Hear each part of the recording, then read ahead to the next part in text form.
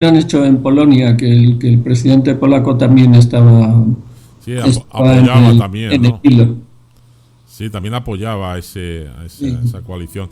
No, la verdad, y como decías tú antes, Alberto, finalmente nunca se pudo demostrar que había armas de destrucción masiva, que era lo Mira, que esos, tanto Bush como, como, como, el- Blair, como Blair, con el tiempo han reconocido que eso fue falso. fue un error, que en realidad fue una mentira, porque sabían que no había pero armas de pero destrucción fue una masiva, pero mentira, el pero presidente Aznar no lo ha Que reconocido, ni no, error ni mentira. no, que no ha nunca reconocido y que no ha... es ha sido Aznar el único que no ha. Pero fíjate, vosotros pensáis que eso fue un fallo de los servicios secretos de los países, pues claro, los servicios secretos que estaban allí, no. dice, No, era una mentira para justificar una un invasión fin. y apoderarse del petróleo y después reconstruir un país. O sea, está tan claro ahora con los años que han pasado que no hay ninguna duda, vaya, no fue ningún error de los servicios secretos, vaya. Por lo menos los servicios secretos españoles habían informado al presidente Aznar de que no habían armas y casualmente estos agentes del CNI, algunos que estaban allá, pues fueron asesinados porque se creían que habían informado todo lo contrario al presidente Aznar. Allí habían agentes del CNI en Irak y que informaron correctamente al presidente del gobierno. ¿Qué pasa? El presidente del gobierno pues tenía otra política que además iba en contra de lo que queríamos la mayor parte de los españoles, incluso los que le habían votado, también. Yo creo que el 99% de los españoles estaba en contra. Pero fíjate que curiosamente los yihadistas castigaron a España con este atentado que estábamos hablando. Habían castigado en el 11 famoso de septiembre del 1 del 2001, habían castigado a Estados Unidos y posteriormente castigaron pues a Inglaterra, ¿no? En los famosos atentados también en el metro de Londres. Del metro de Londres, ¿no? Que también hubo pues unos cuantos muertos. Y igual pues fue a los tres participantes o los tres actores de ese escenario fueron los países quien pagaron las consecuencias, ¿no? En este caso Sí, ahora yo creo que en el caso de España va un poquito más por el lado de esa ideología o esa idea que tienen de recuperar el Al-Ándalus que perdieron hace 600 años, ¿no? Yo creo que va un poquito más por ese lado que por el lado... Sí, aprovecharon la coyuntura, ¿verdad?, para alegar la venganza por la intervención en Irak, pero creo que va un poquito también por ese lado, porque últimamente pues se han escuchado muchas voces desde la parte de los extremistas islámicos que dicen eso, ¿no? Que invitan a los musulmanes de pro a recuperar al Andalus. Entonces, bueno, pues son ideologías que tiene esta gente. Entonces yo creo que también a lo mejor igual un poquito va influenciado por ese lado. No, pero yo creo que ahí fue... Pues ahora estaba leyendo yo que los atentados de Londres que estamos haciendo referencia fueron justo un año y un poquito después, el 7 de julio del 2005. Es decir, pues un año y 2 meses o 3 meses después del atentado de Madrid, y fue exactamente igual, o sea, fue con mochilas bombas, hubo, por suerte, menos muertos, hubo 56 fallecidos y 700 heridos, y bueno, pues fue una célula local, que sí recuerdo que muchos de ellos, o la mayor parte de ellos, eran ya nacidos en Inglaterra, o sea, eran terroristas, pero que habían nacido. Como los últimos atentados en París, Claro, la mayoría de esa gente es nacida ya en Francia. Sí. Nacida en Francia y nacionalizados, además, es decir, sí. Que claro que para eso, para la policía y para los servicios pues de inteligencia es mucho más difícil, ¿no?, controlar eso, porque los tienes ahí, o sea... Sí, son personas que tienen la nacionalidad, nacidos ahí, entonces dicen, bueno, pues ya tuvieron una educación aquí con nuestra cultura y pues a lo mejor igual respetando sus raíces, pero finalmente ya con una inmersión cultural ya importante, ¿no? Y sin embargo se ve que no es así, de que todavía tienen, digo, a pesar de que tienen la inmersión cultural, sí, pero todavía tienen una una influencia muy importante, a lo mejor por parte de sus padres, con esa idea equivocada de inmolarse, ¿no? Es que viven en guetos, en la banlieue,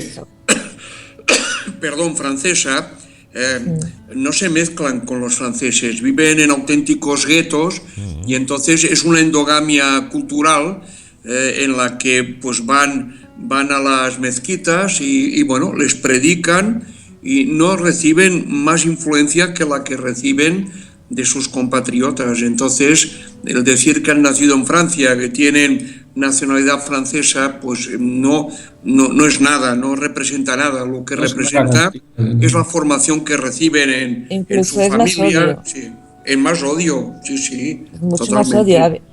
Lo que está pasando en Europa es que, creo que ya lo habíamos hablado antes, ha habido un mal proceso de integración de los migrantes. Sí. Estos chavales que se están metiendo al terrorismo, que son españoles, sus padres tenían una más o menos buena integración y eran gente trabajadora y bueno, hay típicos inmigrantes, ¿no? La imagen que solemos tener de los inmigrantes. De repente estos muchachos nacen en Francia, en España, en Londres, ven que no tienen las mismas oportunidades que la gente de toda la vida de allí, que los siguen tratando como inmigrantes, que se sienten totalmente arraigados, no son de donde vinieron sus padres, pero tampoco son aceptados en el lugar donde están. Claro. Entonces se produce un rechazo al lugar donde están, porque el rechazo al país de origen obviamente no lo pueden tener. Y se radicalizan buscando formar parte de algo. Entonces, si voy a formar parte de la yihad, voy a ser importante, voy a luchar por mis raíces, voy a encontrarme a mí mismo, ¿no? Encuentran una razón de ser en el terrorismo. Entonces, bueno, es muy complicado, ¿no? Porque ¿cómo luchas contra eso? ¿Cómo luchas contra esos procesos de integración que se han hecho a partir de guetos, a partir de no cuidar a los hijos de los inmigrantes? Cuando luego ves cada 2 minutos por Facebook, por periódicos, por zonas, periódicos xenófobos que están saliendo, que es que los inmigrantes tienen casas gratis. Dices, bueno, vale, entonces no vamos a permitir que los inmigrantes se integren, perfecto, pero luego no nos quejemos cuando nos pongan bombas, ¿no? O sea, porque una cosa va de la mano de la otra. Si no conseguimos una buena integración, pues los hijos se van a radicalizar.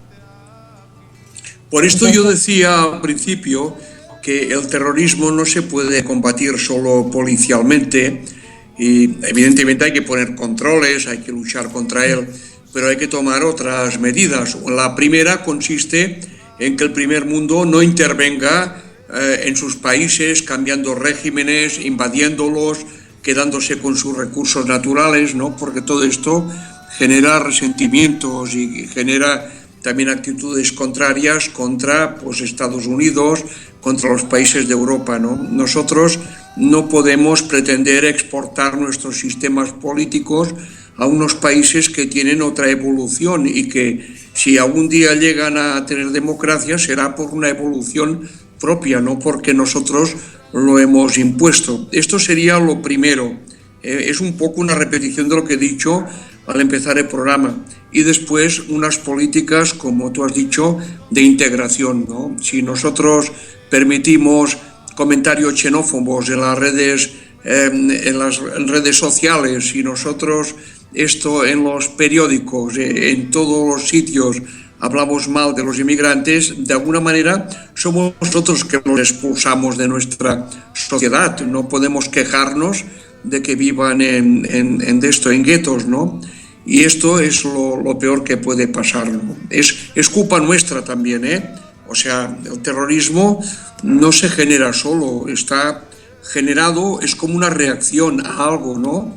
A algo, y esto se tiene que cambiar y estudiar, pero bueno, nunca se ve así.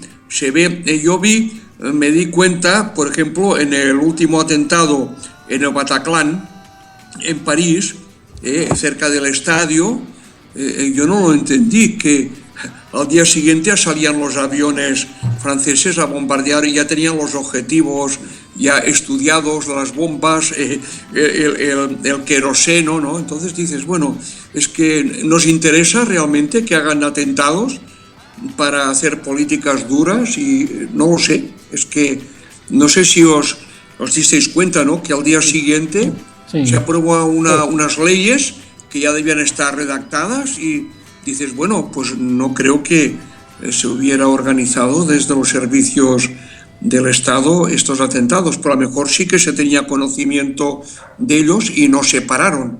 Perdonad que piense así, ¿no? Pero es que es muy extraño, ¿no? ¿Tú qué piensas, Alberto? Pues es que eso que comentas de París lo podemos comparar con el 11 de septiembre en Estados Unidos. En poquísimo tiempo, Estados Unidos había plantado su bota en Irak. En Afganistán, primero Afganistán y después en Irak. Con la excusa del 11 de septiembre, es decir, yo no creo en la teoría de la conspiración, pero es que son unas cosas tan coincidentes, ¿no? Y que las reacciones, además de todos los países, menos España en este caso, porque España tiene quizá menos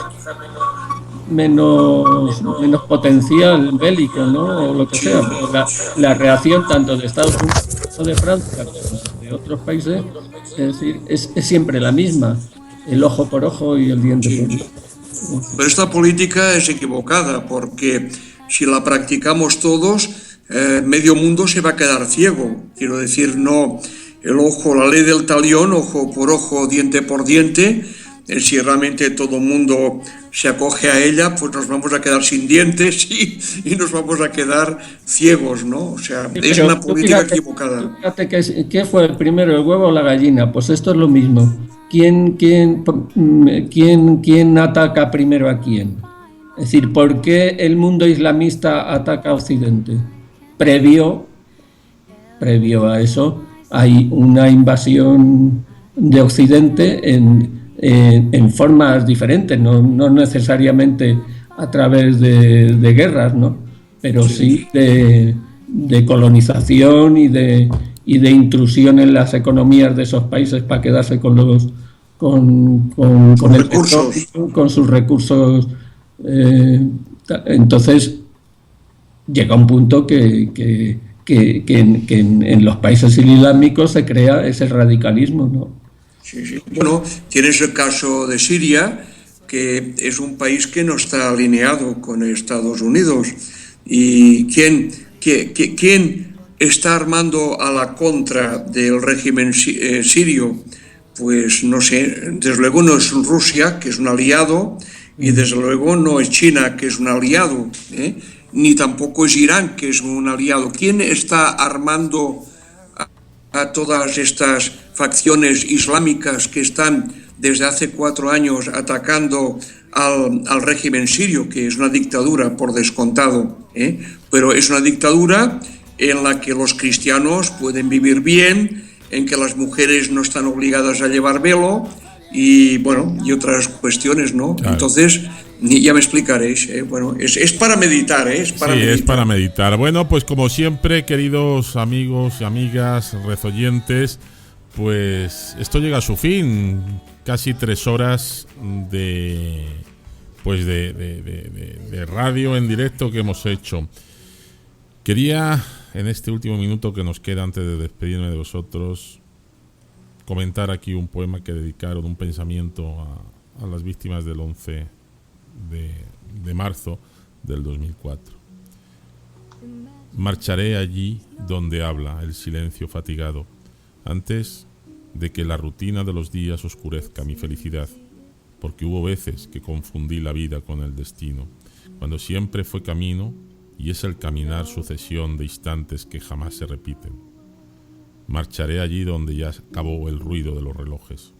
El sonoro silencio guiará mis pasos al elegir la opción, en cada cruce, conscientes de que no hay retorno posible, de que no se acaba el camino. Pues hoy hablamos de muchas cosas. Hablamos de Ángel Sáenz Briz, el diplomático español que ayudó a salvar a más de 5.000 judíos del exterminio, recordándolo, justo por el gobierno, entre las naciones, por el gobierno de Israel. Hablamos también de las efemérides con Araceli Gil y también pues de este tema con